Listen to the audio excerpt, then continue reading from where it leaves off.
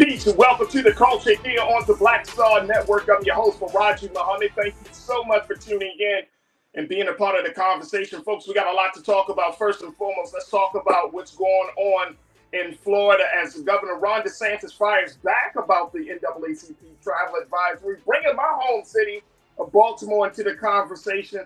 We're going to be checking in with Dr. Nichols to get some thoughts on that. Also, we're going to be talking to the mayor, the first black mayor of Waterloo, Iowa, Mayor Quinton Hart, to talk to us about what's happening in the big state, especially as it relates to the primary election for the presidential election. So we'll have that conversation.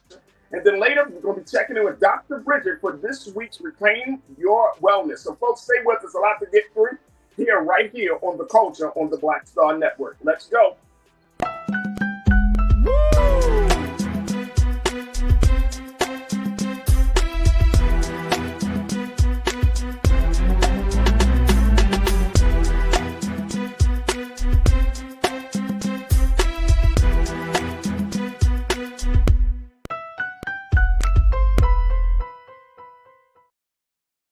All right, folks, welcome to the culture here on the Black Star Network. I'm your host, Farajii. Thank you so much for tuning in and being a part of the conversation. Oh, my goodness, I am very, very excited for today's discussion, folks. We got a lot to get through as we talk. Let me get myself together here. Got my little pen, getting myself together. Folks, it is Monday. Happy Monday. Big shout out to my online culture crew that's checking in. And crew, I would love to hear from you. Make sure you do the same if this is your first time or if this is your 1,000th time of watching the show. Well, have we had that many shows? I think so. Definitely, you can check us out on YouTube as we're streaming live on YouTube right now. Check us out on the Roland Martin's YouTube page, and you'll find all of the latest installments of the culture, and of course all of the big shows here on the Black Star Network. But you can definitely check us out as we're streaming live on that chat. And of course, we're streaming live on blackstarnetwork.com and our big distributor, Amazon News. So thank y'all so much for being a part of the conversation. First and foremost, folks, I wanted to talk a little bit about what's happening out of the state of Florida. Y'all remember that last week we talked about the travel advisory that the NAACP put out there to advise black folks who are planning to come to the state, planning to vacation in the state, to just be advised that the state is not friendly right now. The state is not friendly to black folks coming into the state, and just to be recognized that the way the policies are, the way the climate is down there in Florida, just not friendly. Well, the NAACP put out that word, and of course, Governor of Florida, Ron DeSantis, decided to respond back to this whole thing. And I wanted to just share with you what he said, because he brought in my home city. Why? I do not know, folks. I absolutely do not know. But this is a common theme that we see in the talking points of certain folks, where they want to try to bring in discussions about violence and guns instead of dealing with the matter at hand. But take a look at this. Here's the first thing. This is coming out of NBC News. Take a look at this, folks, where they said that last month the NAACP issued a national travel advisory warning Americans about visiting Florida in response to what it described as DeSantis' push to erase Black history and to restrict diversity, equity, and inclusion programs in Florida schools. DeSantis defended himself Thursday, saying that Florida's crime rate is at a 50-year low and that Black students perform well in the state because of government support for private school vouchers. Ultimately, his framing amounts to a shorthand for the view that subsidies for school choice will improve educational outcomes for students of color and lead to lower gun violence. He also said, if you're in Baltimore or Chicago, these kids have a better chance of getting shot than getting a first-class education. If you're in Baltimore or Chicago, these kids have a better chance of getting shot than getting a first-class education. Wow. Okay. The fact that is funny about this, folks, is he's acting like the state of Florida is the safest place for black boys and girls to be in. That's the funny part for one. But then when you look at the rate, and I'm not gonna just sugarcoat this. Look, education across this city, across this country, is hurting. Okay, public education. That's why so many black folks are having discussions about charter schools, homeschooling, independent schools, all of these things, right? Because we're seeing that the public school system is not doing enough. But does that mean that your child has a better chance of getting shot than graduating, going to school? No, it does not. Even though the only statistic that was referenced in this piece was that there was a federal education department report showing that for Baltimore, only 4% of black fourth graders were rated proficient in math in the 2022 National Assessment of Educational Progress. Another 30% were rated as having a basic achievement level. Now, look, we can't put Baltimore, Mr. DeSantis. You can't just say, oh, I'm going to just pill out any black city that's run by a Democrat and bring it into the conversation. Because we could say the same thing about the state of Florida. What is the quality of education in the state of Florida? Especially given you're not empowering black students with understanding about who they are and then where they come from, that you're doing everything in your power to ensure that they get an education that's rooted in whiteness instead of an education that is rooted in diversity, rooted in acknowledgement. So what are we really talking about here? And let's not shy away from the fact that you're seeing more and more gun violence in this country, especially mass shootings, where there have been, as we have shared on this show, folks, over 260 mass shooting incidents in America thus far. How are folks getting guns? And more importantly, states like the state of Florida, where they have an open carry, stand your ground policy in place, does this make people safer? Does this truly show that people are more educated or that they are moving further along in the social economic space or the social economic life? No. Florida is suffering, folks. Black children, black people, brown children, brown people, poor whites, folks are suffering in the state. And not just because of education. Not just because of education. Now, we can play the diversion game. We can play, oh, look at this and not consider that. We can play those games. You know what I mean? We can play those games. But the fact remains, folks, that there is a problem in this country. And a person like a Ron DeSantis just doesn't want to confront that. He'd rather be in denial. He'd rather run from it instead of looking at it and dealing with it as a man in leadership really should.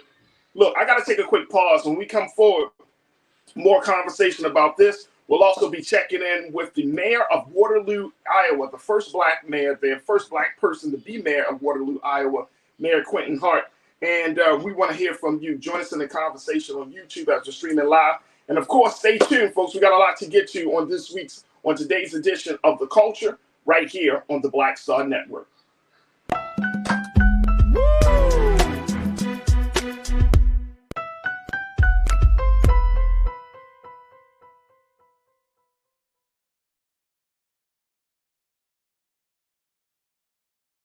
Black Star Network is here. Oh, no punch! I'm real revolutionary right now. Thank you for being the voice of Black America. All momentum we have now, we have to keep this going. The video looks phenomenal. See, this difference between Black Star Network and black-owned media and something like CNN. You can't be black-owned media and be scared. It's time to be smart. Bring your eyeballs home. You dig?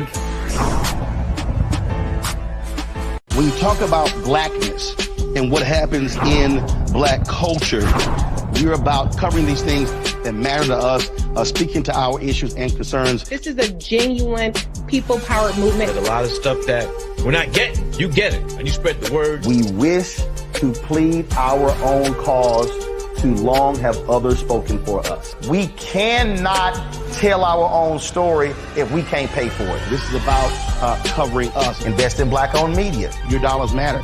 We don't have to keep asking them to cover our stuff. So please support us in what we do, folks. We want to hit 2,000 people, $50 this month, raise $100,000. We're behind 100,000, so we want to hit that. Y'all money makes this possible. Checks and money orders go to P.O. Box 57196, Washington, D.C. 20037-0196. The Cash App is $RM Unfiltered. PayPal is R Martin Unfiltered. Venmo is RM Unfiltered. Zelle is Roland at RolandSMartin.com.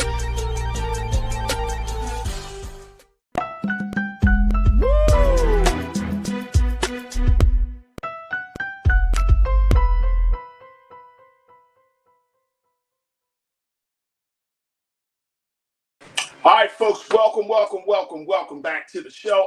Let's talk about this. I was talking about the situation with Governor Ron DeSantis, how he is firing back about the NAACP travel advisory. That just is a way for the NAACP to warn black folks that are coming to the state, warn black voters that are in the state that this is a very critical time for the state of Florida. And so the governor of Florida, he responded last week, and I wanted to just kind of mention this because he brings up my hometown of Baltimore. He just want to pull it out of his ass and say, "Oh, look at Baltimore! Look at the achievement rate in Baltimore. You got a better chance of getting shot than you are to get some level of education, some quality education." What city in America? Let's look at what city in the state of Florida is really educating children at such a high level in the public school system, unfortunately. We could probably pick out 1,000 cities, folks. Which city? It's not just affecting Baltimore. It's not just affecting Chicago. It's all over the country. And you know, part of the reason why is that when you do not teach a child, when you withhold understanding, truth, facts, and all of those things, when you are trying to teach a child to be a slave instead of a child to be a critical thinking human being that can make some decisions for themselves, that can feel empowered about their history, and more importantly, having a vision about what the future should be, when you are not giving them the tools to do that, then what do you expect? All right, I got my brother, Dr. Jason Nichols, checking in for a few moments with us today, and I'm happy to have my brother. Because Ron DeSantis is talking out the side of his mouth, talking about Baltimore, talking about Chicago. But this is the talking point, bro. I see this with Republicans and sometimes some Democrats. Like, this is the talking point that you want to kind of like skirt around the issue of what we're seeing here in the state of Florida. What's your take on this, Doc? So first of all, you know, I was personally offended when he starts calling out Baltimore. And again, he's comparing a state. He's comparing a state to a city. A relatively, you know, small city now. I mean, we're under 600,000 people, and comparing it to the state of Florida, which is what, the third or fourth largest state in the country. So I think that's kind of ridiculous. And if you want to look at crime and murders, I think he should start thinking about Jacksonville, Florida. And that's one of the reasons why Republicans and the Republican candidate with a Ron DeSantis endorsement lost, in part because people were like, there's a lot of crime here. Who's in charge? And it was Republicans. So if you were to go to certain parts of Florida, since you want to compare Baltimore, let's go to Opelika. Let's go to Carroll City. Let's go to, some of these other areas to Overtown. And you would find a lot of the poverty and desperation that you find in many of the impoverished areas around the country. If you look at any list of crime, you will find that Chicago doesn't even rank in the top 10 anywhere.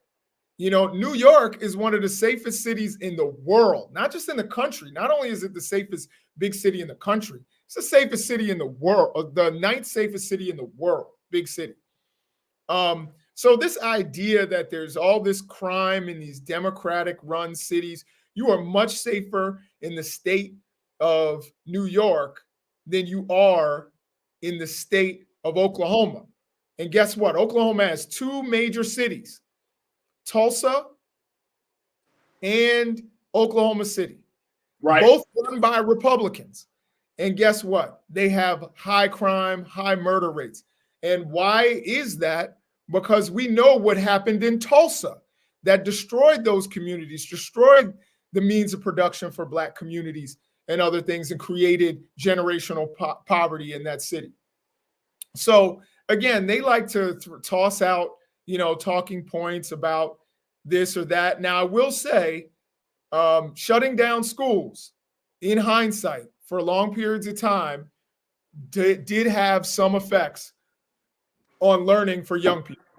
That's just a reality that we have to actually bear. I can say it as a parent that shutting down schools for a while, and the schools system that opened earlier, like places like Florida, did get a little bit of a head start, whereas the rest of the country, struggled because of shutting down those schools. Now we understand the virus a little better, and we understand certain things a little bit better. So things are a little different. But this idea that Florida somehow does education better is absolutely absurd. In terms of travel advisory, I'll just really quickly want to say, Black folks, and I think I said it on your show last week, Black folks, they don't even respect you. They don't respect your money. They don't respect your dollars. And like I said, Christina Pushaw was like, yeah, Black people are going to come to Urban Beach Week anyway. Don't spend your money in Florida. Don't go to South Beach. Don't go to Daytona Beach. We have beaches in Maryland. Come where the Black governor here respects you. Go where the governor respects you out there in California. Spend your money other places rather than going to a state where the leadership doesn't respect you or your history. That means they don't respect your dollars and don't deserve your money. Don't let them do this. The immigrants recognize. The immigrants had a day without immigrants. Those farmers are angry because there's no one out there picking those Florida oranges. We need to also do that and spend our money in other states, in other places. There are other beaches, yes, in Maryland, we don't have the palm trees, but we got water, we got sand, we got what you need. We got mountains, we got whatever it is that you like. Come to Maryland, come to a state that actually respects you for your vacation. Don't spend your money in Florida. So what you're talking about, and real quick, Doc, before we take our next pause, what you're talking about is really some level of boycott, that we abstaining ourselves from being in the space. We abstaining ourselves from spending money. What you're talking about is boycott. And I know when I talked to my sister Suzette Speaks last week, she said that the NAACP was not calling for economic boycott. It was more of a call to action to get Black voters and folks, make them aware. But she doesn't believe, because she's in those spaces down in Miami, she doesn't believe that this was a call for a boycott. But a lot of us outside of the state of Florida, it makes it seem like it's a boycott. Like if you're telling us not to come to the state during this travel season of the summer, doing all this other stuff, that sounds like a boycott. Now, you may not want to put it out there because of, because of political correctness. It could be because of policy or whatever the case may be. But should we really start saying that this is a boycott because of policies that folks like DeSantis and other folks are putting in place for the state of Florida? So I think, the NAACP has to be careful because there are Black-owned businesses in Florida, and they don't want for people to boycott and then harm the very, Black businesses that have started throughout the state. And I understand that position. So they've said, we're not calling for a boycott. I think we should, those of us who are outside of Florida, should understand it that way. We should, there's an old movie that I'm sure you and I both remember that said, money talks, BS runs the marathon. And I believe, that if we as Black people did what the right does, when you saw they didn't like Bud Light, all Bud Light did was put somebody's face on a couple of limited cans that weren't even getting sold in stores. And they lost $9 billion. Target put some clothes with a rainbow on it. They lost $10 billion.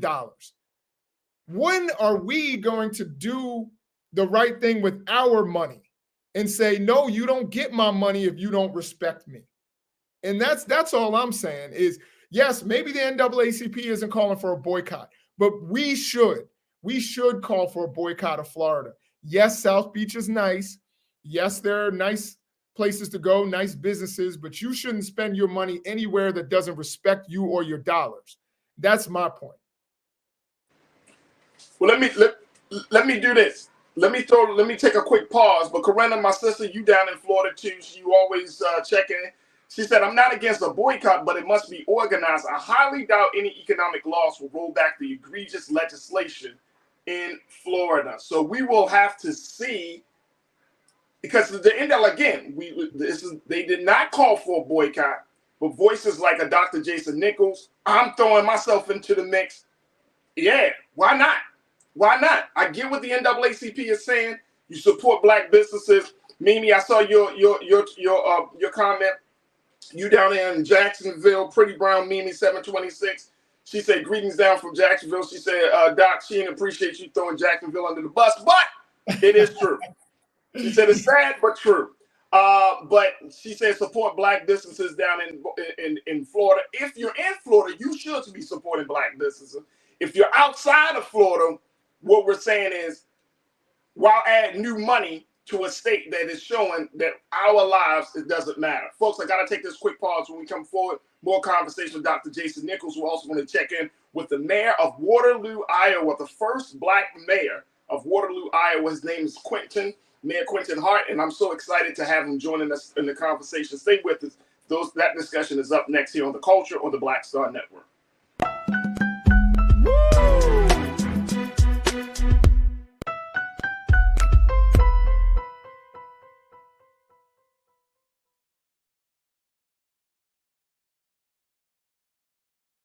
Hatred on the streets, a horrific scene, a white nationalist rally that descended into deadly violence. White people are losing their damn minds. As an angry pro-Trump mob storms the U.S. Capitol, we're about to see the rise of what I call white minority resistance. We have seen white folks in this country who simply cannot tolerate black folks voting. I think what we're seeing is the inevitable result of violent denial. This is part of American history. Every time that people of color have made progress, whether real or symbolic, there has been what Carol Anderson at Emory University calls white rage as a backlash. This is the rise of the Proud Boys and the Boogaloo Boys. America, there's going to be more of this. Here's all the Proud Boys, guys. This country is getting increasingly racist in its behaviors and its attitudes because of the fear of white people. The fear that they're taking our jobs, they're taking our resources, they're taking our women. This is white fear.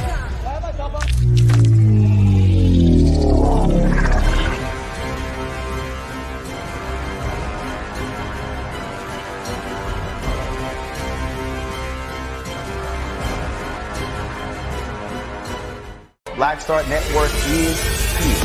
Oh, no punch! I'm real revolutionary right now. Thank you for being the voice of Black America. All momentum we have now, we have to keep this going. The video looks phenomenal. See, there's a difference between Black Star Network and black-owned media and something like CNN. You can't be black-owned media and be scared. It's time to be smart. Bring your eyeballs home. You dig?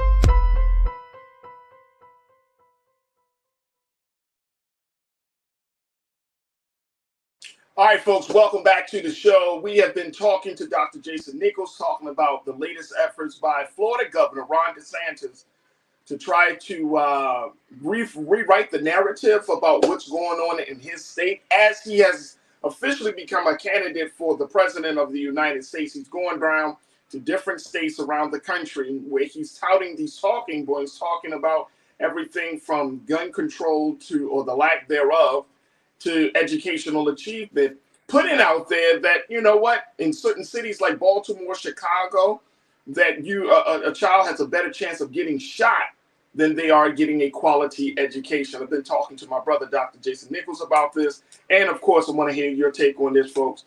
Doc, I want to bring you back into this. So let's look at what is the potential downfall? Like what could possibly happen? Because Trump used the same playbook. I remember, him going around the country when he was running for president. One of his big infamous speeches is, "What do you have to lose? Your schools are crap. You're getting shot at. Democratic leadership has failed you for the 50 years. What do you have to lose?" I remember that Meek Mill put that part of his speech on a song called "The Other Side of America," because it was just, and I think to a lot of black people at that time when Trump made that statement, it resonated with some black folk, to cause some black men and some black women to say, you know what, I'm going to go with Trump in this election, right? But it doesn't connect the dots. And this is the problem, and I think this is where we get minds like yourself and other political scientists who can help us to connect the dots to understand how government works, how money in government works. Because you say guns and then you say schooling, which are two different things, two different problems that are handled in the two different specific ways when it comes to government. So can you help us connect the dots on this thing, bro? Because these talking points are going to come up as Mike Pence is talking about running, Chris Christie, all these GOP folks are going to start running. And I know that they're going to be spitting some of these talking points that do not connect the dots.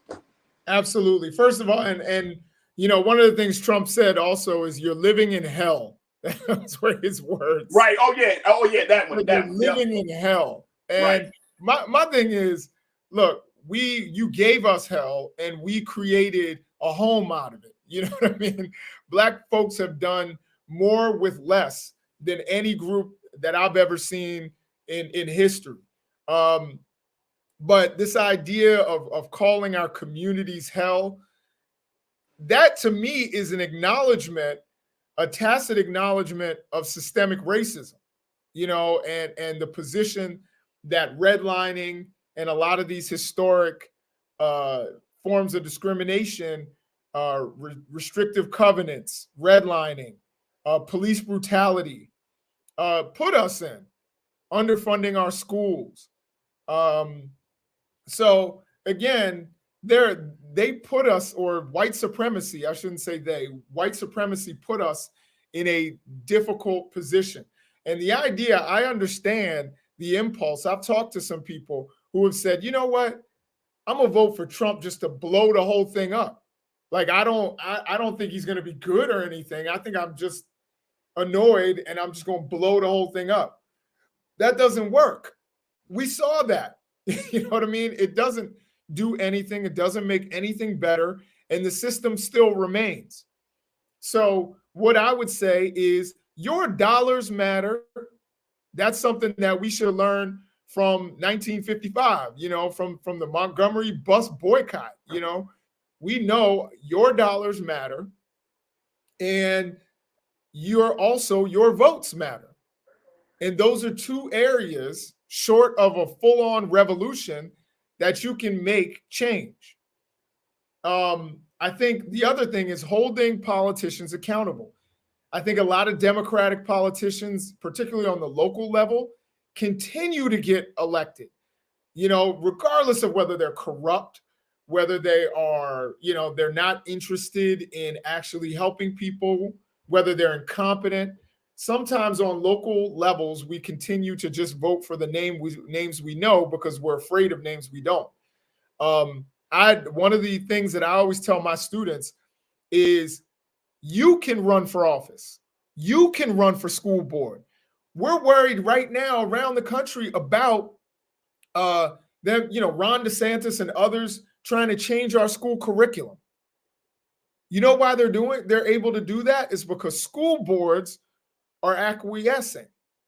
What if you and a couple of your neighbors ran for the school board? You know what I mean? Why don't we get more Black parents on the school board, more Black parents running the PTAs? And then you can say, hold up. And even if you're not going to run, being at those school board meetings and advocating for your children and for their history. I think we really need to get more active. We were all excited. We had to see dead Black bodies in the street in order to get active, after Trayvon Martin and in this kind of Black Lives Matter era that seems to have come to an end. We need to get active over our kids' futures, over the things that can actually make a difference for our kids moving forward. I remember, I'll never forget this guy. He was a chaplain. May God rest him. He was a chaplain at the University of Maryland. And I remember we were having a conversation because we were starting this program for young students to go and volunteer with incarcerated youth in DC. And I remember he said to me, Jason, these kids get forgotten. And it seems that Black Lives Matter once you're dead. And I'll never forget that. It was like a bullet to the chest. Black Lives Matter once you're dead. And so I want us to think about our kids, the living kids. And yes, we want them to learn their ABCs and 1, 2, 3s, but we think everybody should learn Black history. Right. Because of the history of America. Don't let them whitewash your history. Don't let them turn enslaved Africans and the cruelty that we faced and persevered through into laborers from Africa, came over and worked for free. You know what I mean? Don't let them change make America stare its history in the face. If I could put that on a hat, I would wear it. You know what I mean? Make America look at its own reflection. And that is important so that, we're not doomed to repeat those kinds of histories, just in a different form. So I think there's a lot of things that we need to do. We need to get that same energy that we did when we saw Black people shot down in the street. We need to have that to protect our children's education, to make sure that our names and our dollars are respected. We need to have that same energy. Dr. Jason, I've got to take another quick pause. When we come forward, folks, I want to continue the conversation. Crew, hit me up. Let me know your thoughts.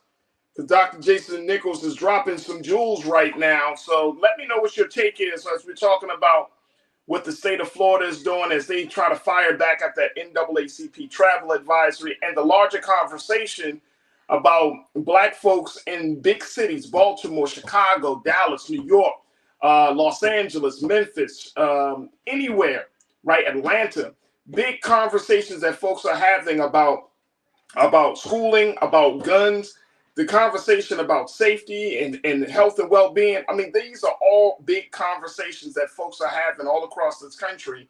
And it's going to be brought to the forefront because now you got Republican candidates who are lining up to say that they are qualified to be the next president of the United States, but not without some baggage. Folks, stay with me. More conversation on the other side, right here on The Culture on the Black Star Network.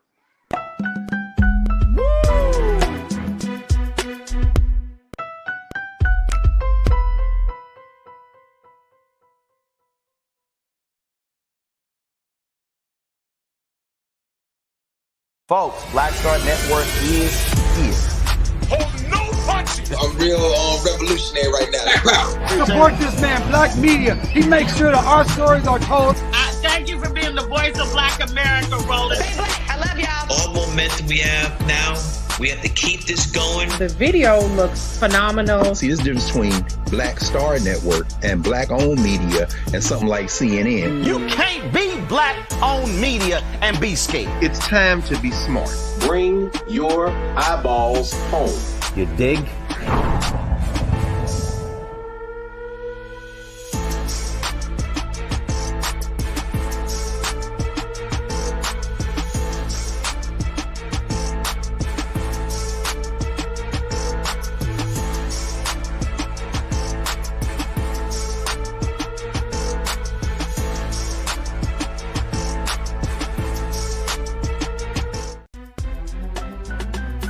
I'm Farajii Muhammad, live from LA.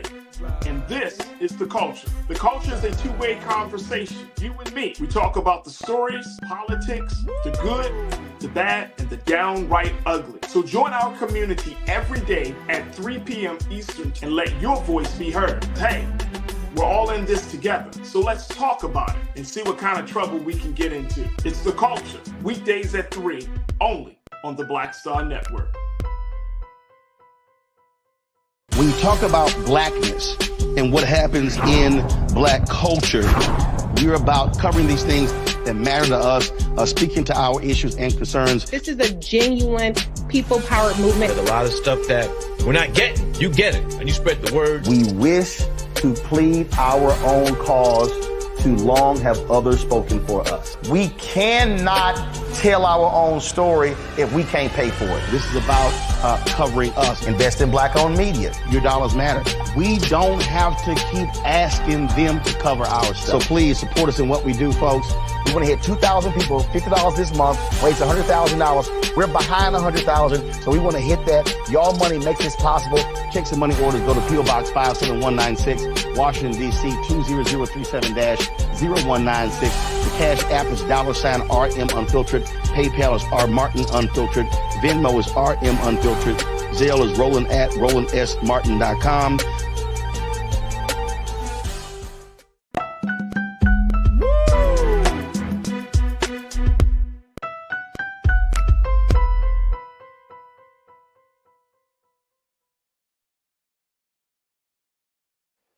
All right, folks, welcome back to the show. We've been talking about what's been happening in the state of Florida. I've been checking it with my brother, Dr. Jason Nichols, to get his take on what Governor Ron DeSantis had to say about Baltimore, Chicago, and how he thinks the governor, what his take on the governor's view about education, especially quality education. I want to bring my brother back in for a few more moments, but I do want to go to a couple of the crew members, Doc, who have been checking in about this whole conversation. My brother, Willie Frazier, he said, let's talk about how none of the beaches here in Florida have been repaired, and we are in hurricane season. Why are we handing out school vouchers and the state lottery is supposed to fund the schools? Now, Willie's down there in Orlando, so he's seeing that, but he's talking about the beaches and school vouchers. So it's funny how a person who is running for a major role like the president of the United States still has some unfinished business left in their own state, their own jurisdiction, but then want to crap on others' jurisdictions for not covering down on what they're supposed to do. How is that good politics, Doc? Yeah, I mean, it's really not, but he grew a national profile with his so-called anti-woke movement, even though he really can't define what woke is. But they sit there and they realize that, first of all, we created the term woke. Black folks created the term woke. It goes all the way back to Lead Belly, in like the 1920s, and it's been revived several times. But again, this is, so when they use woke in that pejorative sense, it is tacit anti-blackness. So we should recognize it as such. It's when you take something Black people create, whether it's the word woke, whether it's the word critical race or the term critical race theory, and then say, we don't care what Black people meant by it. This is what we're going to say it means. That means you really don't care what Black people think. You really don't care what the things that Black people create. And so, I think we need to recognize that Florida, as someone stated, has some of the highest insurance rates in the country. Florida is still and a state that has high insurance and, of course, is susceptible to all kinds of natural disasters and storms. Right. But Ron DeSantis doesn't care about that. He goes after Disney. He loses Disney's development, which was going to be $1 billion and 2,000 jobs. He goes after immigrants and says, by the way, that if a friend or a family member even drives with an immigrant in a car, that they are subject to a Class 3 felony. So you could have a friend, your Jamaican friend, you don't even know his immigration status, and they'll sit there and charge you with a Class 3 felony. Your Haitian friend, your Jamaican friend, your Dominican friend. And here he is. Of course, it applies to you, citizen, but not to him when he's chartering flights and trafficking immigrants across state lines, and sending them to Martha's Vineyard. So again, this is a guy, by the way, he's smug, he's angry, he's not good at retail politics, he's not particularly articulate, he's not charismatic, he doesn't have what Trump has. Trump has some sort of star power. Right. As much as I don't like the guy, I can admit he has this kind of anti-Obama star power talent. Right. It works for him. It works for him. It works for him. But it works for him. DeSantis doesn't have that. Even Joe Biden is really good at retail politics. If Joe Biden walks in a room, everyone at the end of that room, at the end of the event, could be 300 people in there. Everybody's going to have shook Joe Biden's hand and know Joe Biden's name. That's the kind of politician he is. DeSantis is like small. He's not good at any of that. And yet, with these policies that are largely anti-Black and anti-brown, he's been able to elevate himself. But what you're going to see, I believe, is that this is the end of DeSantis's political career. He's going to lose this primary to Donald Trump, despite Donald Trump's. But he still stays as governor, though. What's that? He still stays as governor. Yeah, he still stays as governor because he made the change. Right. Hey,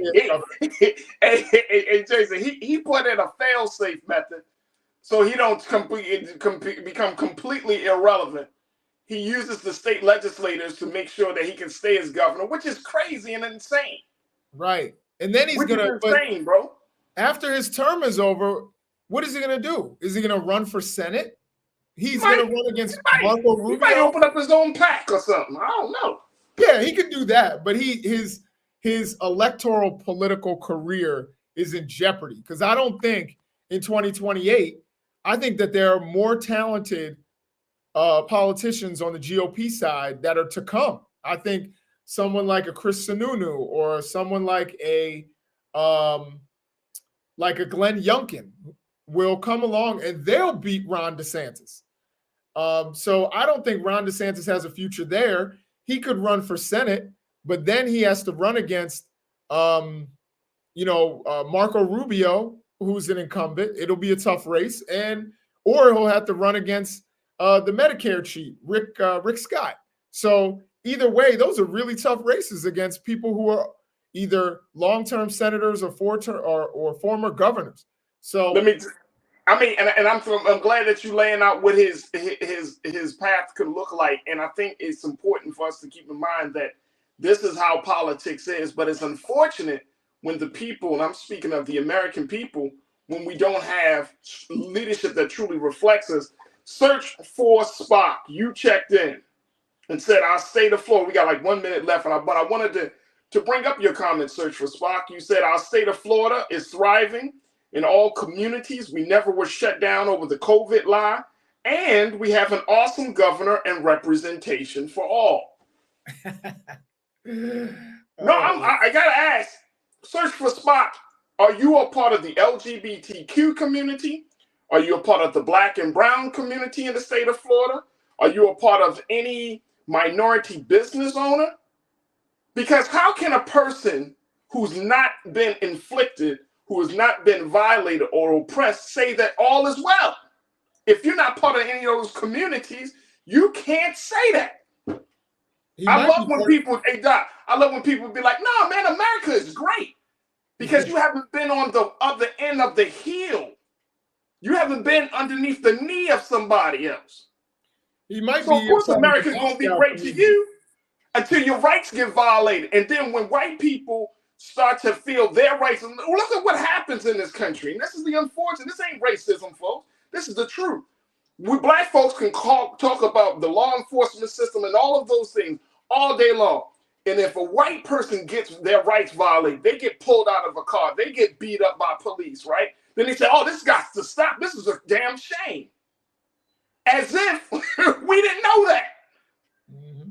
Come on, man. Get out of here with that garbage. Search response. You talking about it's all good. How can you live in such a blind state where you say it's all good? We got the best governor, representation for all diversity lives here. You ain't a part of no community that has been oppressed, violated, marginalized, or disenfranchised. Of course. Talk to me. Yeah, I was just going to say Search for Spock, honestly, might be part of the Moscow community. You know, that might be a Russian. You know, I'm not sure that's an American. But if it is, you know, he has certainly the right to express himself and express what he believes. And absolutely. You know, there are people out there, even in Florida, you got your Byron Donalds and others who you know, will make that argument. It's usually for some sort of personal gain. It's not because they, number one, are part of those communities or even travel to those communities, and will find a way, if they do, to blame those communities rather than look at the leadership that puts them in that position or does nothing to actually change that position. So again, if you don't believe that there's systemic or institutional racism, you'll do nothing to change it. And that's it. The status quo, and people there in Opelika will have the same conditions. The people in Liberty City will have the same conditions. The people in Jacksonville will live under the same conditions because leadership won't be motivated to change a challenge, to address a challenge that they don't even recognize exists. Wow, there it is. There it is. Dr. Jason Nichols is a lecturer for the University of Maryland for the African Americans Studies Department. Doc, always a pleasure, man. You know, when Baltimore comes up in a conversation, you and I got to talk about it because we want to dispel any myths about the hometown. Yeah, Baltimore is struggling, but plus, trust and believe. I'd rather live in Baltimore than some of these other places around the country, right? Absolutely, for sure. There it is right there, Dr. Jason Nichols. Make sure y'all follow him on all social media platforms and definitely check out his podcast as well. All right, Doc, good to talk to you, bro. We'll reconnect soon. Yes, sir. Folks, we got to take a quick pause. When we come forward, let's have the conversation with Dr. Bridget, MD, for this week's Reclaim Your Wellness segment. Stay with us. It's The Culture here on the Black Star Network.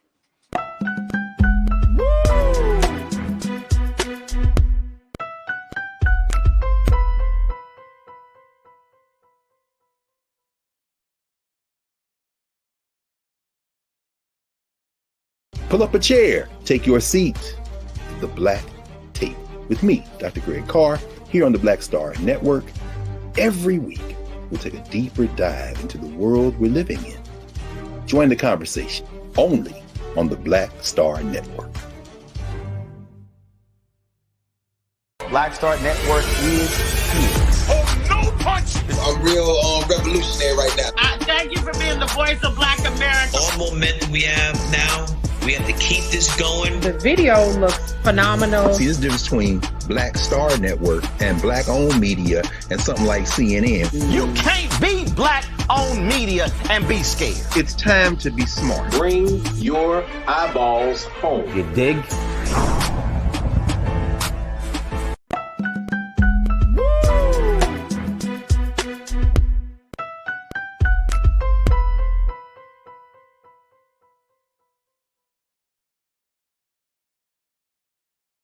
Folks, thank you so much for tuning in to The Culture here on the Black Star Network. I'm your host, Farajii Muhammad. Folks, if you missed the first hour of the discussion or the first few minutes of the discussion, make sure you do your due diligence. Let me get my words out. Make sure you do your due diligence and go check us back and be a part of Team Replay, as my sister Suzette speaks often say. You can check out the show at the first hour and get caught up on some of the big conversations that we're having here on The Culture on blackstarnetwork.com and Amazon News. All right, folks, it is Monday, and we always check in with our resident doctor to talk to us about some of the big health and wellness needs that we need to keep our eyes open for. So let's jump in for another installment of this week's segment for Reclaim Your Wellness with Dr. Bridget, MD.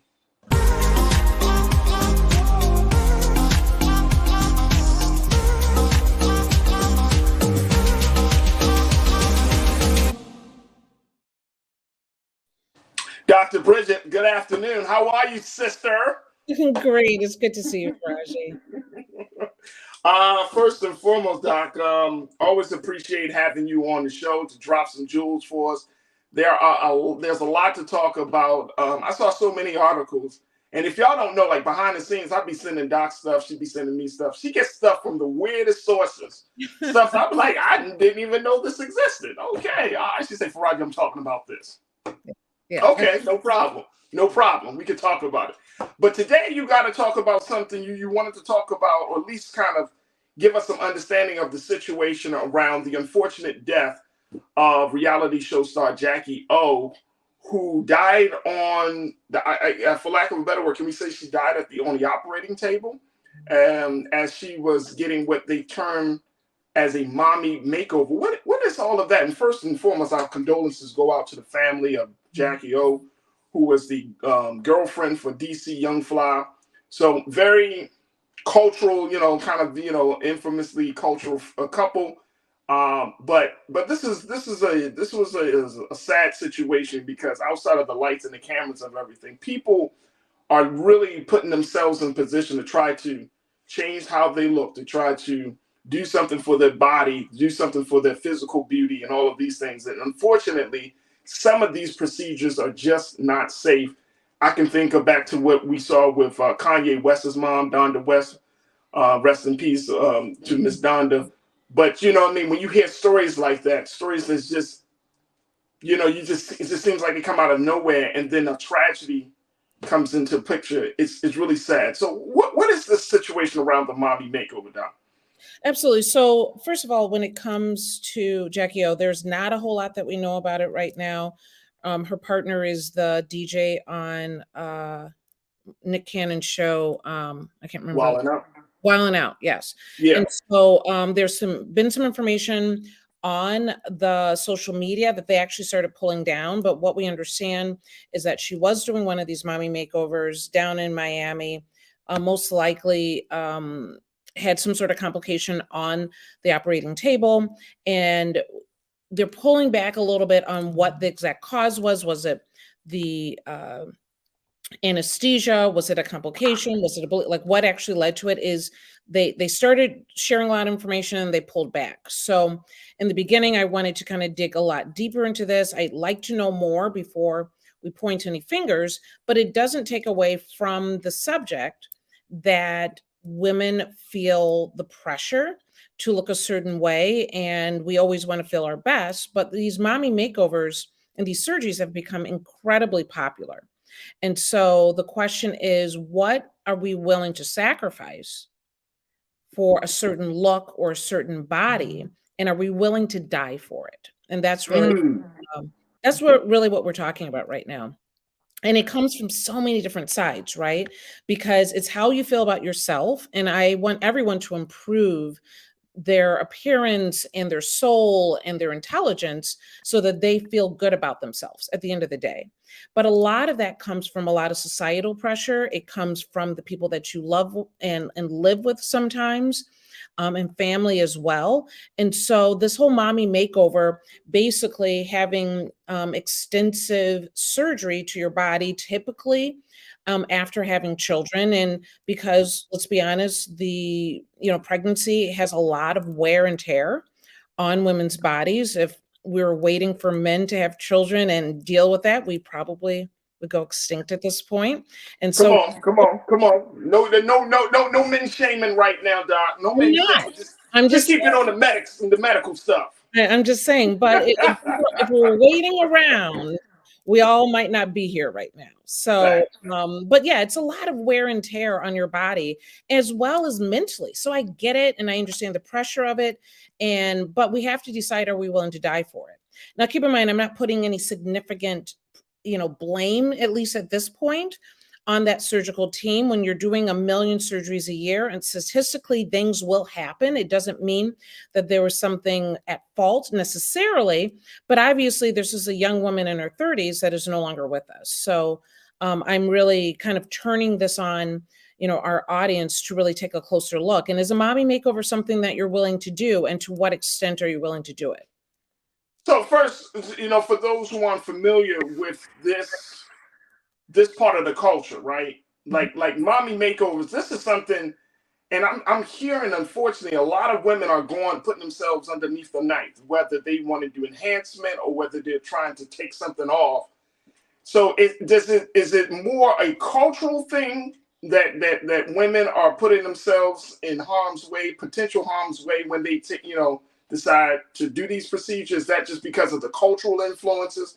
But what's at the root of it? Do you have clients that are, that you talk to about, these type of surgeries, these type of procedures, and what's their mindset as to why they want to go forward with this?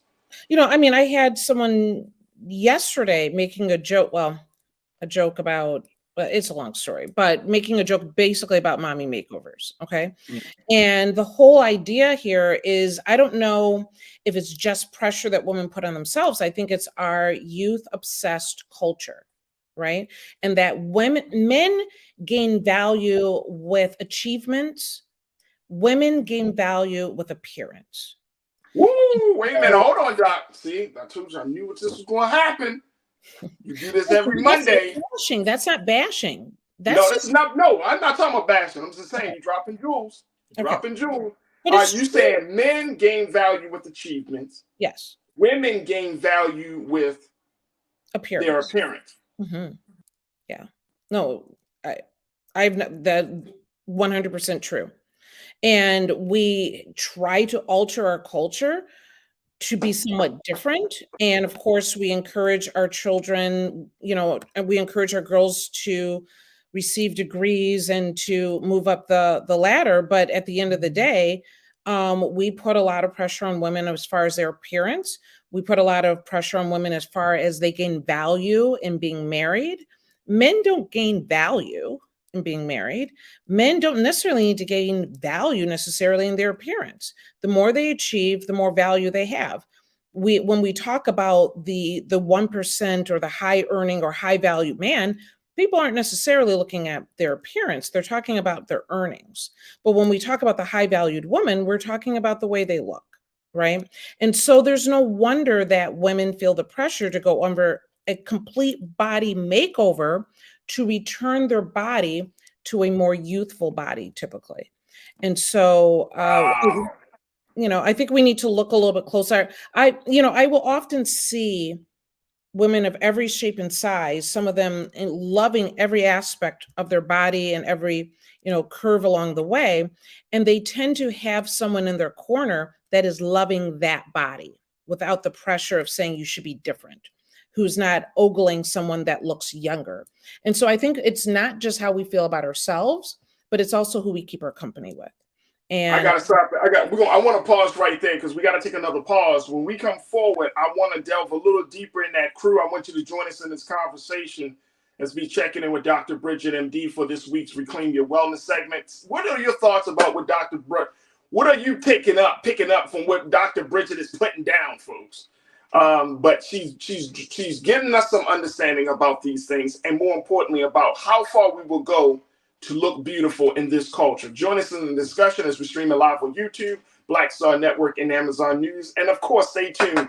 This is The Culture here on the Black Star Network.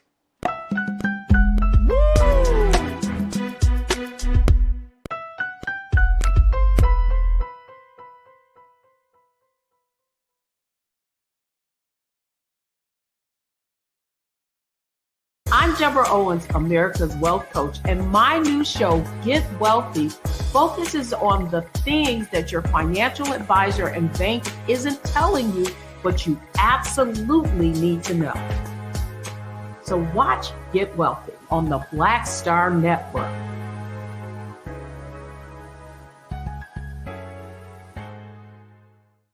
Black Star Network is here. Oh, no punch! I'm real revolutionary right now. Thank you for being the voice of Black America. All momentum we have now, we have to keep this going. The video looks phenomenal. See, there's a difference between Black Star Network and Black-owned media and something like CNN. You can't be Black-owned media and be scared. It's time to be smart. Bring your eyeballs home. You dig?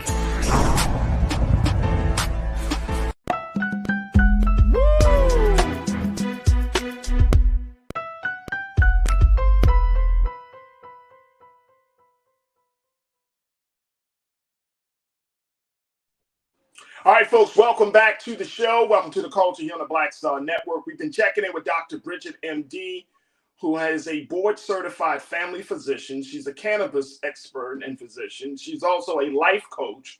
She's also an author. And she's just breaking it down about the culture and the talk around mommy makeovers in light of the unfortunate tragedy of the death of reality star Jackie O, and who was also the longtime partner for DC Young Fly, the DJ for Nick Cannon's Wild 'N Out show.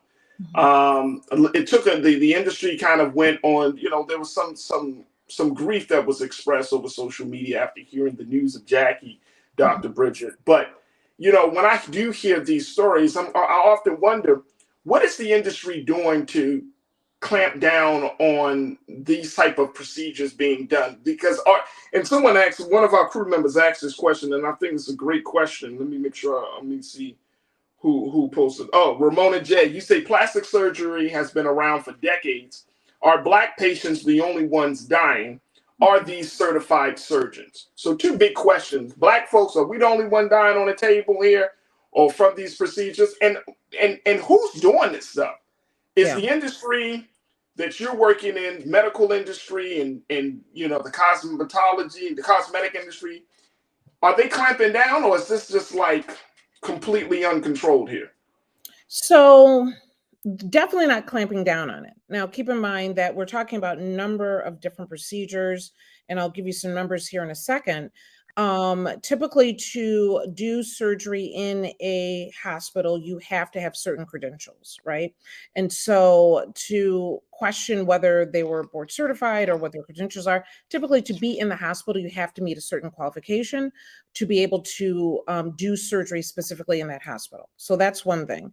But we're talking about anything between, the butt implants to the silicone, which you can get that from your neighbor, to, going into the hospital and having fat transplants to do these BBLs. I mean, we're talking about there's some procedures that are approached from different aspects that can lead to problems, right? And then what I'm talking about today are specifically the plastic surgery that is usually an entire physical makeover. So I want to give you some numbers here that the American Society of Plastic Surgeons have been looking at this whole mommy makeover procedures as well. Women had nearly 112,000 tummy tucks in 2010. Okay. That is up 85% since 2000. So between 2000 and honestly, I think we all live our lives a little bit of before COVID and after COVID, right? Right. And after we have been sitting, doing Zooms all day, sitting really in your thoughts all day, our culture made even more of a shift. We got the stimulus check. Who knows what's going on? But during that period of time, tummy tucks went up 85%. 90,000 breast lifts were up 70%, and 296,000 breast augmentations were up 39%. And that was these are 2010 numbers. Oh, I'm sorry, you're right. That's from 2000 to 2010. So even beyond that, it's gone up. Yes. Right. Right. So we're talking about over the past 13 years, we could see an even more dramatic increase in all of these procedures. Yes, absolutely. So even during that period of time, there's been and these things are just more accessible, right? That we have more financing companies that will finance plastic surgery now, or not only plastic surgery, but just different types of elected procedures that were not even a thought before then. Right. So we really have to look at what we're doing, why we're doing it, and what is going to be the ultimate issues that develop from it. I want to get your take on this because Pretty Brown Mimi 2726, you posted something, and I think this is like the chicken or the egg debate. What's the internal motivation for women? Is it to appeal to men more, or is it appeal to herself? Because Pretty Brown Mimi put it out there. Can some of y'all men please start falling in love with natural women again? So are women doing this out of a sense like they want to appeal to men? Because I come across men all the time, Doc, that are like, oh, we love the natural woman body. We don't need, it's your body. It's the whole swag, quote unquote, that the women brings, that level of confidence, how she is comfortable in her own skin. Mm-hmm. So I'm not seeing guys, I don't have friends in my circle. I'm gonna be honest with y'all. I don't have homeboys or brothers in my circle, men in my circle that's like, hey, man, my wife gotta have one. My girl has to have, the tummy tuck, and she has to have a more bigger bust or her backside. I'm not coming across, but obviously there are men like that exist. So I'm wondering the internal motivation for women. Is it to appeal to men? Because we heard that. We heard that about that women in the industry. I'm thinking about, I forgot the sister's name, that did a complete makeover. I can hardly see her face. She's a singer, but she said she kind of regrets it now. Mm-hmm. Kate Michelle, I think it was. Mm-hmm. And then, or is it more about, hey, you know what? I am not happy with my body. Therefore, I tried the diet. I tried working out. I tried this. I tried that. Let me go to surgery and get it, taken off permanently and all of that. So what's the internal motivation? I think it comes from both sides. I mean, okay. So there are men that are not vocalizing that, and they probably don't feel that. It's also very important that they instill that love into their partners as well, so that if the woman is feeling that, whether it's pressure from society or what have you, that she begins to love herself again. I think we're talking about physical changes, but there is a mental change once you cross over from being, a woman on your own to being a woman with children, and what that does to you mentally and physically. And I think we don't do enough to help with that transition. I think it's, we're strong, we're capable, we're happy, you have these children, you should be, over the moon, but there is a transition there that we don't really acknowledge. And when society is telling you up until that point, your value is your appearance. And then now they're going to say, well, maybe not so much. Look, there needs to be more to support women during these transitions. And to be honest, it can't just be, your guy at home that's saying it, when our culture puts so much pressure on youth and on young, youthful bodies, and we don't celebrate women at every stage of their beauty, then that's when it becomes much more difficult. So, well, talk to us a little bit, and we got another minute before we take our next pause. But Mike V checked in. Mike, you said something. You said it's body dysmorphia. Is that, how prevalent is that in our culture right now, Doc? It can be that, obviously that is going all the way to saying it's much more of a mental health issue, which I think that is what develops, right? That you have internal issues of disliking yourself, and you try to find a way to express it and get it out and to fix it. The thing is that, I've told you before, I'm a medical director of a medical spa where we're doing Botox and laser hair removal and anything under the sun. And I'm very conscious of the woman that comes in because she wants to fix something that she's not happy with. And that's a very different woman that comes in and is unhappy with everything that she's experiencing. They can have the same outcome, but very different. They feel very differently about it because it has nothing to do with the physical. They are using that as it's the one thing they can control or try to control, but they're never necessarily at peace with it. So yeah, body dysmorphia is a huge issue and can be a part of it for some of these women. Look, we got to take another pause, but Doc, when we come forward, I want to kind of get your take on how do we have these conversations, not in a more proactive way versus a reactive way. And you're talking about like mental health. We're talking about societal and cultural pressures of all of these things.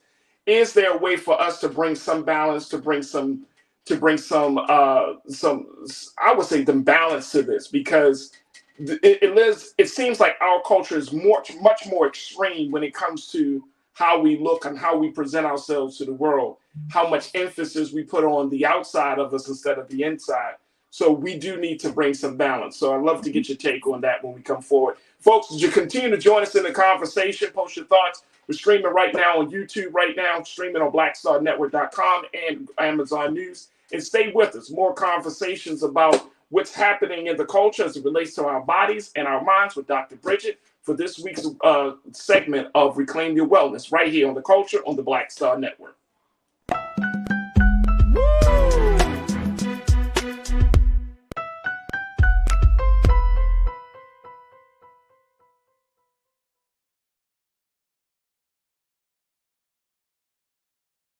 When you talk about blackness and what happens in black culture, we're about covering these things that matter to us, speaking to our issues and concerns. This is a genuine people-powered movement. There's a lot of stuff that we're not getting. You get it, and you spread the word. We wish to plead our own cause. Too long have others spoken for us. We cannot tell our own story if we can't pay for it. This is about covering us. Invest in black-owned media. Your dollars matter. We don't have to keep asking them to cover our stuff. So please support us in what we do, folks. We want to hit 2,000 people, $50 this month, raise $100,000. We're behind 100,000, so we want to hit that. Y'all money makes this possible. Check some money orders. Go to P.O. Box 57196, Washington, D.C. 20037-0196. The Cash App is $RM Unfiltered. PayPal is R Martin Unfiltered. Venmo is RM Unfiltered. Zelle is Roland at RolandSMartin.com.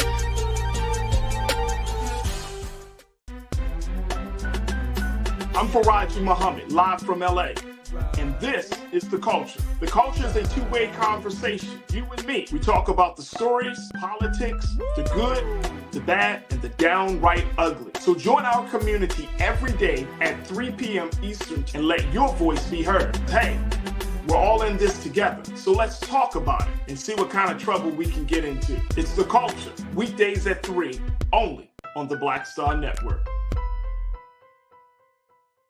Folks, Black Star Network is here. Hold no punches. I'm real revolutionary right now. Support this man, Black Media. He makes sure that our stories are told. Thank you for being the voice of Black America, Roland. Hey, Black, I love y'all. All momentum we have now, we have to keep this going. The video looks phenomenal. See, this difference between Black Star Network and black-owned media and something like CNN. You can't be black-owned media and be scared. It's time to be smart. Bring your eyeballs home. You dig?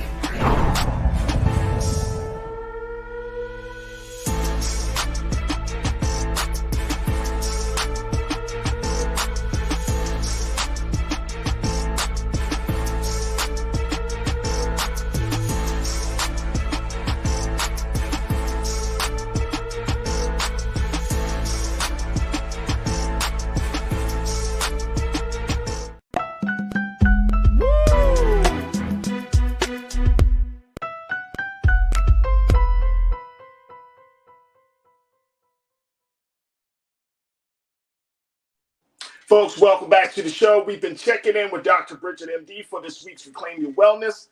Dr. Bridget giving us some very, very good insight about this culture of mommy makeovers, this culture of us wanting to make ourselves look better, make ourselves a little bit more attractive in some way, shape, and form, enhancement procedures.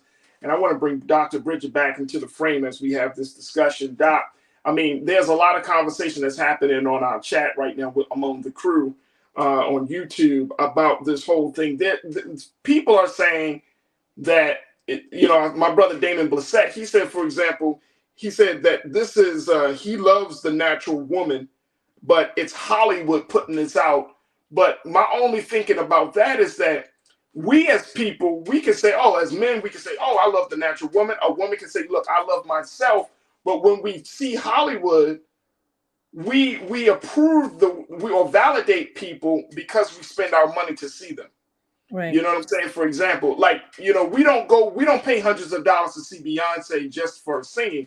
We want to see her body, right? We want to see her body move. Same thing on the men's side, that we as much as we can say it, we also invest in the other side of it. Right. I hope you understand what I'm saying, because there has to be some balance between what we say we like and then what we're conditioned to like. Well, I think there's been some changes. And I say that because, 10 years ago, there wasn't someone that was pushing the body positivity like Lizzo, right? You know, Right. every time you turn Well, around. she wilded out on somebody recently about her body shaming. That she was wilding out some trolls like a couple of days ago. Right. I do. Yeah. Just recently. Yeah. And so, and that shows you that even though we're talking about her and body positivity, she's still fighting that same battle on a regular, right? Despite her success and everything else, she still has to fight the fact that people will say something about her appearance and her weight. And she's a beautiful girl inside out, the whole deal, but still has to fight that, which is unfortunate. And we now, every time I turn around, there's something about a fupa. Like it's, you know, I had to catch up to even know what we were talking about in the beginning, right? But A fupa. You know, right? No? Yeah. Oh, I'm familiar with the fupa. I'm just letting people know. People know, like, hey, it's a part of life. Like, you can't look. I think it's funny, Doc. Very quickly, I think it's funny when like men in particular say, "Oh, I want a woman to be boom, boom, boom, boom, boom," and then you be like, "Joko, you even going to the gym? I know. Right? Are you even taking a walk outside to the mailbox? I mean, what are you doing?" But this is the other thing that catches me, that if women believe, this is the pressure, if women believe they got that man by having a certain body, it is very uncomfortable because now you believe you will lose that same man if you don't look like when you got him. And my answer to that, it's not your body. Be confident that that is not what got that man. Be confident that that is not what got that job. Make sure that you're investing yourself in every way so that when your body changes, it's simply a growth in who you are in time and in life, and be confident that you are more than your body. And so that's one thing. The other thing is that it's also a lot of pressure for literally, in some ways, your body changes overnight. And I say that because we're talking about the mommy makeover, right? And you go through this 9 months of pregnancy and you're excited about it, and you know, and your body changing, all the above. Most women believe that as soon as you have your baby, your body's going to go right back to where it was before, right? And, or if you know better, then you are honestly sitting during this pregnancy saying, okay, even though I'm having a healthy pregnancy and I'm doing the right things for my baby, I don't know what I'm going to look like when I'm done. Like that, it literally changes overnight because you accept the pregnancy body, but you don't know what you're going to get when you're done, or how you're going to adjust to that. And we don't have in this day and age when so much is put on what we look like physically, we need more support in that area. So the other aspect that people need to consider is that you're looking at people in Hollywood or on social media that literally they have a baby, and when you see them next, they got washboard abs, and don't believe that, because they're the ones that got the mommy makeover. But you don't see that. And so you literally see someone that's pregnant, maybe, and then a couple months down the road, you know, oh, they don't want to show their child, blah, blah, whatever. And then a couple months later, they have the same body they had before pregnancy or better. Like, about it, right? And so you're sitting there and it's hard for women to adjust to that. And so, you know, I really want women to kind of take a step back and realize that their value is much more beyond their body, and that accept time and change and do what feels good for you to change. And I'm not knocking surgery, but make sure you're doing it for the right reasons. Right. And can we say, Doc, and you tell me if I'm wrong, because this is something that I've always been taught. Can we say that every woman and every man's body responds differently to major changes, whether it's weight gain for women, of course, whether it's having a baby, whether it's us getting older, your diet starts to change, the living situation, whether it's your stress, the places that you're living, like this all has an impact on your body and how your body moves and how your body functions. Is that accurate to say? 100%. You know, there's some genetic touch to how your body develops over time. And obviously your body type is very similar to the other women in your family or what have you, and how they responded to pregnancy may be how you respond. But to be honest, there's so many, a multitude of factors that are related to that you should not also feel doomed in any way to any particular type, but love the type that you are. Yeah. Love the type that you are. Look, I'm going to take another pause. When we come forward, Doc, I want you to give us some more thoughts for us to walk away with. And I know you got some other things that you could bring to our attention as well. Mm-hmm. But I think, and I'm seeing the conversation in the chat among the crew members, this really strikes a chord with a lot of people, regardless of race, economic background.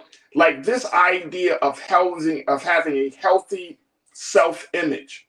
Mm-hmm. Really resonates with a lot of folks, and even grown folks like us, whether you're in your 30s, your 40s, your 50s, and 60s, we are still challenged by the fact of, are we looking like our best selves? Can we do something? And, for a man like me, I'm like, damn, does this kind of internal debate ever end? Do you ever get to a point to say, you know what? I am happy about who I look like how I look, how I present myself to the world. I'm happy about the skin that I'm in. I'm happy about my imperfections. Does that, all of the internal chatter, does that ever just like cease to exist? I think that's an individual basis, right? And it doesn't mean that for the person where it does go away, that they reach some goal. No. Yeah. I think when you get to a point, and keep in mind, when you get to a point of loving yourself, this external shell that you're housed in becomes less and less important about the self-esteem that you carry. You might work on it because you believe in having, feeling good and feeling healthy, but how it affects your self-esteem, I think, changes with real self-love. I got to talk about that, folks. We're gonna have to talk about that with the doc when we come forward. Stay with us. It's The Culture right here on the Black Star Network.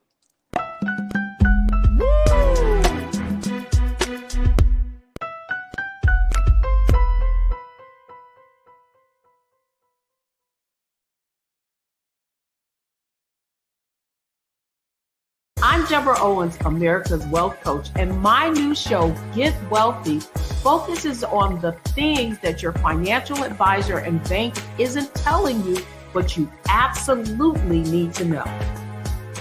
So watch Get Wealthy on the Black Star Network. Hatred on the streets, a horrific scene, a white nationalist rally that descended into deadly violence. White people are losing their damn minds.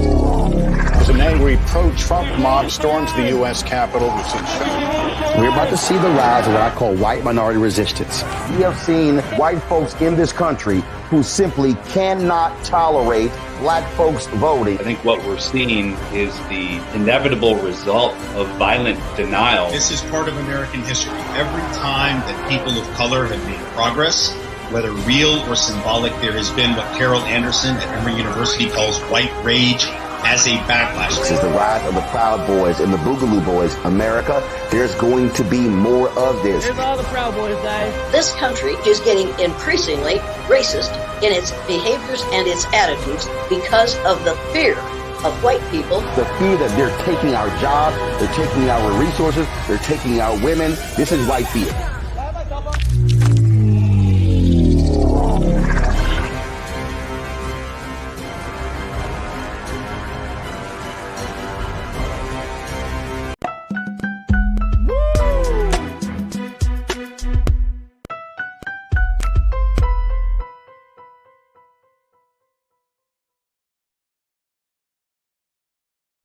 All right, folks, welcome back to the show. We've been talking and chopping it up with Dr. Bridget Cole-Williams, MD, for this week's Reclaim Your Wellness segment, talking about mommy makeovers, body enhancement procedures, and how we make ourselves look better, present ourselves better to the world.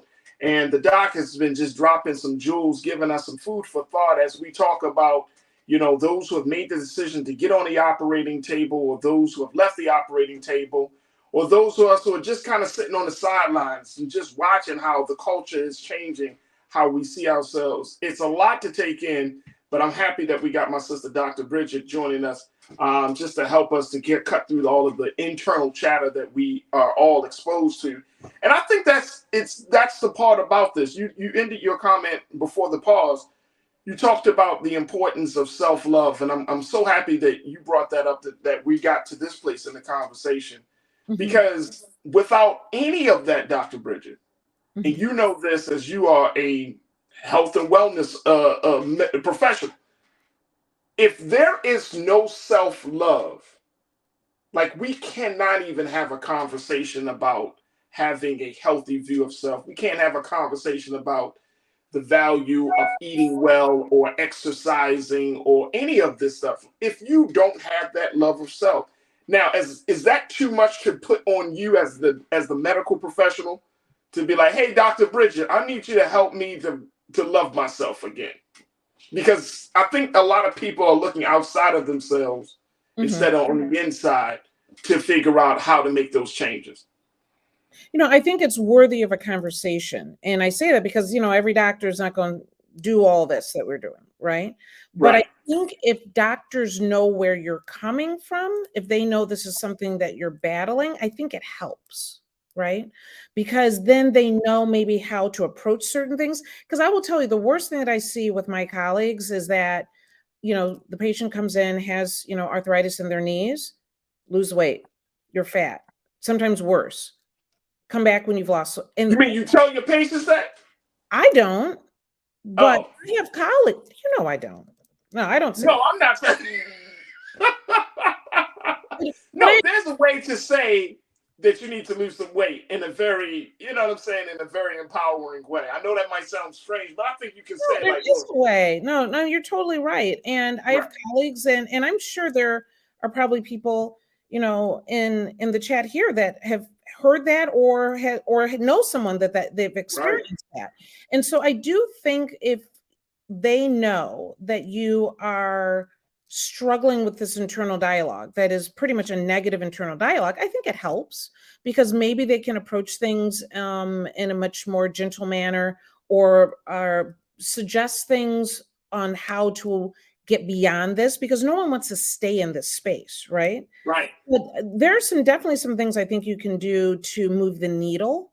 You know, we talk about self-care and we talk about self-love, but we put ourselves in harm's way, you know, quite a bit. And I think first and foremost, you know, you start health on the inside. Okay. Because if you are physically feeling better, if you're fueling your body better, if you're putting fuel in your body that is good for you, you will feel better. Okay. Fact. So start looking, and I'm not talking about weight loss. I'm talking about what is your fuel? What are you putting in you to make your body work correctly, to be able to give you energy when you need energy and to allow you to sleep when you need to sleep? What are you putting inside? Because once you start hydrating your body well, once you start getting away from some of the more fried foods or heavier foods, eating more naturally, you start to feel better.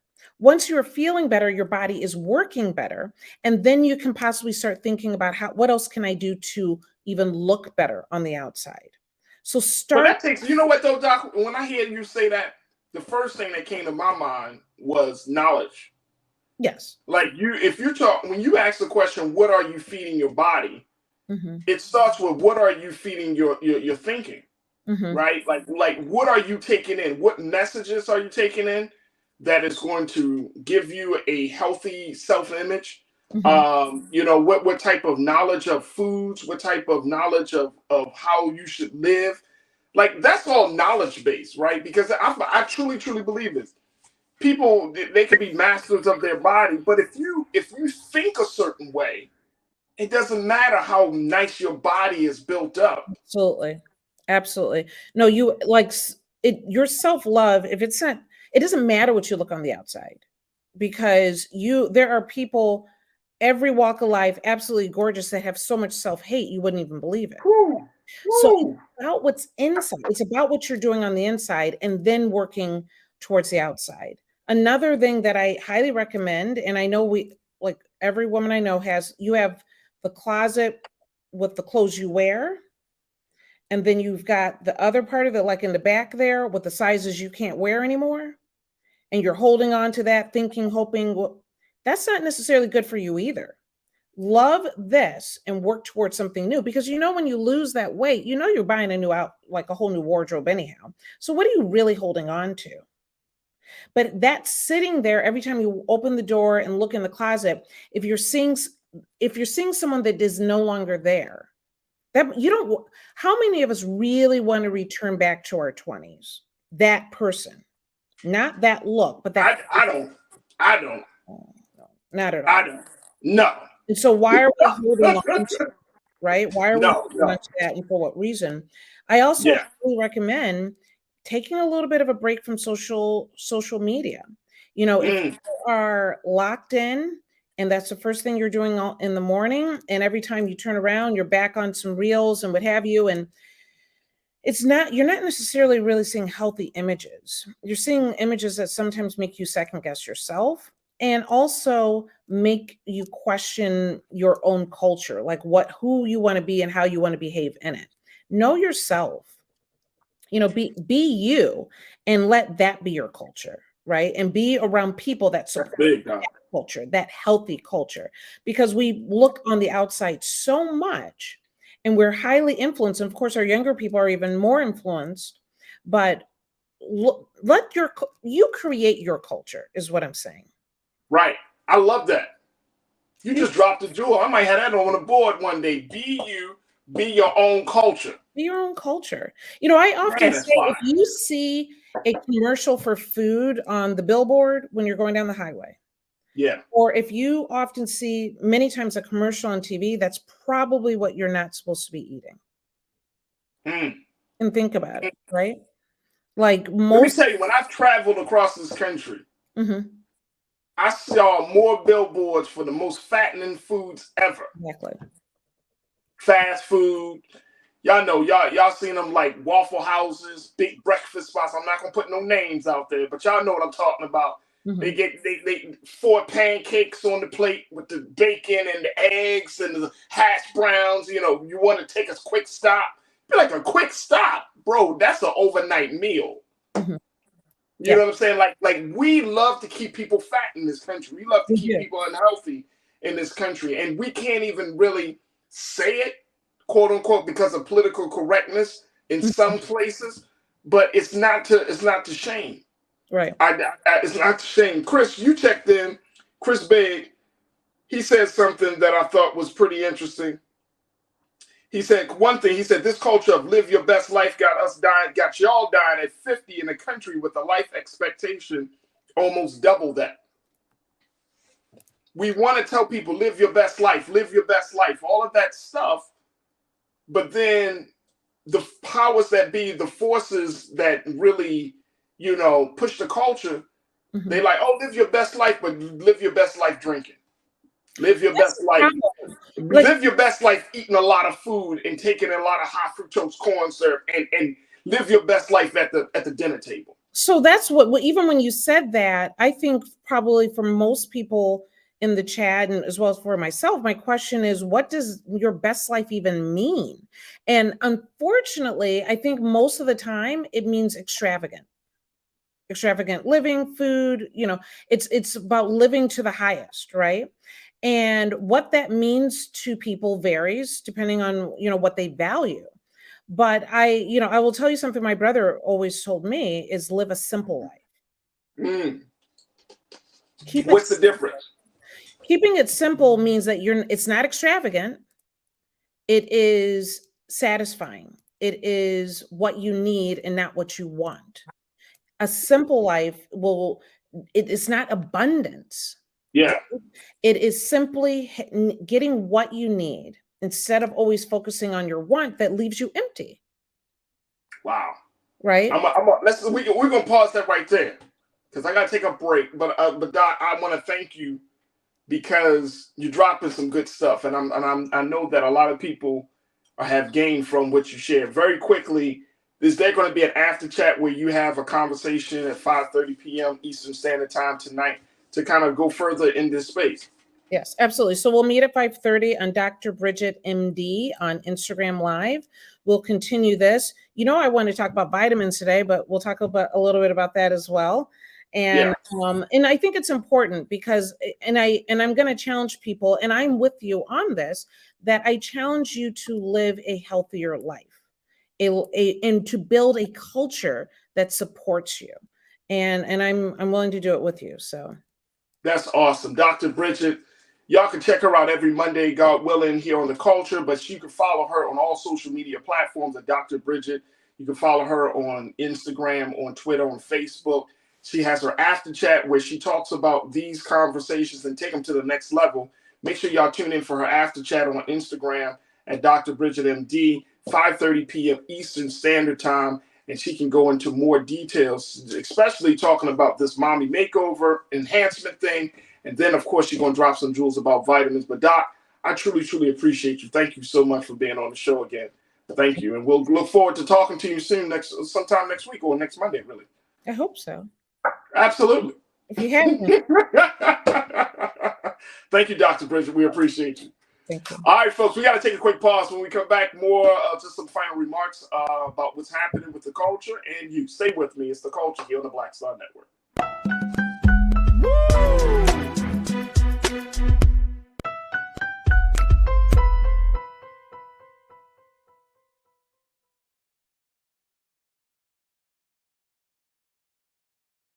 Pull up a chair, take your seat. The Black Tape with me, Dr. Greg Carr, here on the Black Star Network.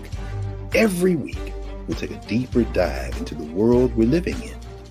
Join the conversation only on the Black Star Network. I'm Farajii Muhammad, live from LA. And this is The Culture. The Culture is a two-way conversation. You and me. We talk about the stories, politics, the good, the bad, and the downright ugly. So join our community every day at 3 p.m. Eastern and let your voice be heard. Hey, we're all in this together. So let's talk about it and see what kind of trouble we can get into. It's The Culture. Weekdays at 3, only on the Black Star Network.